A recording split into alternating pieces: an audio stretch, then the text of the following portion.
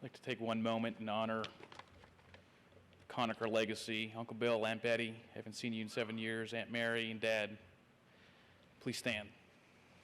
Thank you for coming and being here.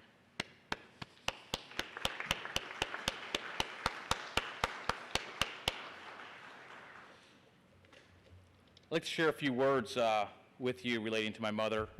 I have a bottle of water here. That doesn't mean I'm going to talk for a long time. However, you would be surprised by the other products I have at my feet. I'm not quite sure why oil and I have some baby powder and shampoo are here. So we're just collecting products at the podium. I have to first thank my mom for everything she has done for me. My mom really died a peaceful death, as my dad so eloquently illustrated. Despite that, I also must admit my ignorance in this area. I have never lost a family member. I've never lost a person who I so deeply love and admire. So this is new. This is new for me. This is new for many of us. Additionally, I have only known and had one mother here on earth, a mother who I've shared and expressed love for, and that was my mother, Mom, who I've called so many times, Mama. So many of you become so close to my mom that you refer to my mom as your second mother, now your spiritual mother. And my mom had that ability to really interact with other people, to be personal with them. But what I want to share with you today, a couple of minutes, a few experiences that come from my heart as her son, from my only mother, Mama. I really have a love for my mom, a love for my son that will cross generations. And there was a book that I had, and I shared it with my mom, and I read it to her at her bedside, and it had one phrase in there that was repeated over and over, and it was a story of where a mother was caring for her son, and the phrase that repeated was, "I'll love you forever, I'll love you for always. As long as I'm living, my baby will be." This story really showed how Mom showed me her endearing love, and my dad showed me his endearing love as parents and how it will cross generations. It goes beyond this generation. It goes on to my kids, to my kids' kids. My mom taught me through example. She never had to lecture me. She never had to discuss with me. She helped me deal with change, how to handle change, how to deal with conflict, how to handle conflict, how to adapt, all of which are things I need now at my time in my life that I'm going through with my family. And my mom is the perfect example as I go through the decision patterns that I go through to deal with change, to deal with conflict, and to adapt and become the best person that I know how to be. My mom was able to do this without being judgmental or pretentious. She could influence and inspire others without judging them. My mother taught me not to worry about the small stuff, but to focus on what's really important. I'll never forget, a couple years ago, I was sitting with my Aunt Georgia on the deck at Rob's house, and we were talking about career-related items, and my mom doesn't know exactly what I do, and most people don't, but she helped guide me through her knowledge to focus on what's important, Joe. And that is things that have lasting value. That's faith, that's family. My mother taught me that. My mom helped me develop a purpose in my life. She helped me develop the purpose in my life, which I refer to as the 3 L's.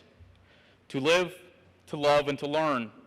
All wrapped around the ability that seeks the importance of emphasizing and always seeking to do God's will, even if it's hard.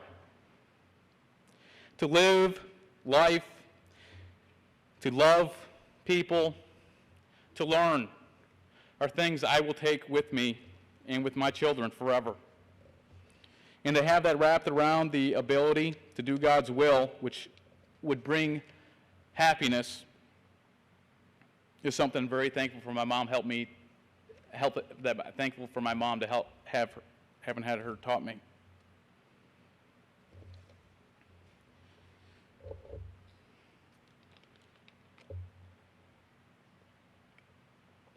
There's so many cards my mom received at her bedside, and I'd read through most of them. And I even read through the words that were pre-printed by Hallmark and greetings cards and others. And one of the things that struck me is how easy it is for these companies and writers to write cards that are applicable to my mom, because my mom means so much. She represents love, compassion, charity, helpfulness, the things that the writers would want to dream about and how it identifies with a person. My mom represented all of that. There was one card that I read, not sure who it came from, but it stuck out.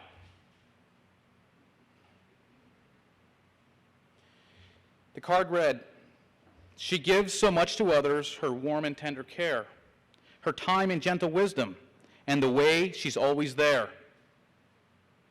But one thing that a mother gives more prized than all the rest will always be her love, the special gift that she gives best."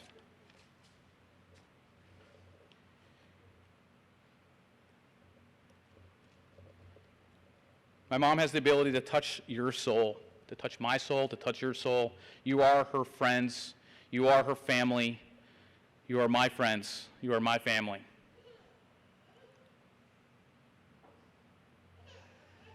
So many times, my daughter Daniela, people refer to her as, "Wow, it's great being with your daughter. It's like you're the only one she loves. You're the only one she can identify with. She touches you. She looks at you.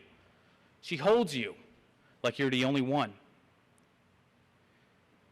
And over breakfast, my wife and I were talking about these traits and characteristics of our daughter, both trying to claim the credit that those attributes must be from me or from my spouse. But it hit me going to the Cleveland Clinic a month ago, and I was on the road to my friend's house, Dr. McCaffrey, and I couldn't drive anymore. I had to pull over, and I realized that these traits come from my mother. My mother lives in my daughter right now, and so many of the grandchildren. My sister Lori and her smile, Gabriella Stephan and her warm, welcoming, gentle demeanor. But the key thing is that my mother was 62, and she still had these attributes, those great attributes that children have. And that's the key difference. At 62, throughout her life, despite the trials, despite the tribulations, despite the joys, my mother still had the ability to love a person, to identify with a person without looking at their faults. Danielle is like my mother right now. My mom showed her love and her actions by her actions and her interactions with you.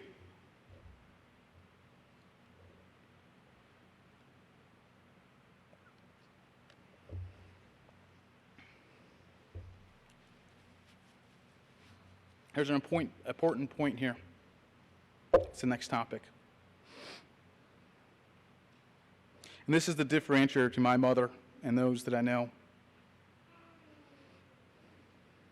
My mom has the ability to create a centrifugal force of love. And I'm going to share with you my perspective on the inter-family dynamics that exist within the Coniker family and that my mother created throughout her life. Let me be clear. My mom's love was shared equally and felt by all family members. There is no doubt about that. You can ask any one of the 12 children. My mom's love was equal, it was shared, it was real, and every family member felt that. But what she created was an apparent force in our mind and our body that focused her love and her attention to the family member who needed the love most. And that varied at different parts of our lives. Because of my mom's attention and devoted action to focus on the family member who needed the love most based on their particular point in their life, other family members, not necessarily all, but other family members would devote their time, their energy, to bring an equilibrium to this centrifugal force of love that my mom would create. Think about it, brothers and sisters. Ponder a time in your life where you were addressing a problem, and where was mom? Where was half of your brothers and sisters? They were guaranteed to be pointing in the same place mom was pointing. You can look at last summer and everything we went through, brother. My mother focuses her love, pinpoint, laser precision on who needs the love, and the family focuses and addresses the issue, and we come out of it as a family, unified. She made it very clear to each one of her family members at the Cleveland Clinic to take care of Dad. Even upon my mom dying, she's looking at others and trying to identify who is going to need the love most and next. I love my mom. We are like my mom. Our family is like our mom. We enjoy each other's presence because it reminds us of our mom, even if we're not doing anything. Just the idea of sitting comfortably next to each other brings comfort to us all as family members. Because that's what my mom enjoyed doing. She enjoyed her family. She enjoyed being with her family in silence.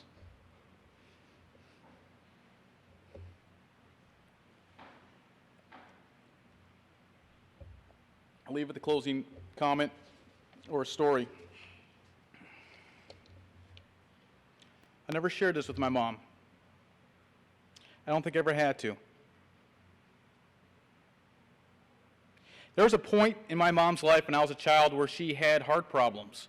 And before our cousin, Dr. Ken Pressburg, instructed, and we had the heart surgery in '92, my mom would have heart attacks. She would have heart attacks throughout different parts of the year. I remember a couple of Christmases, right? We spent Christmas morning with Dad and Christmas afternoon with Mom in the hospital.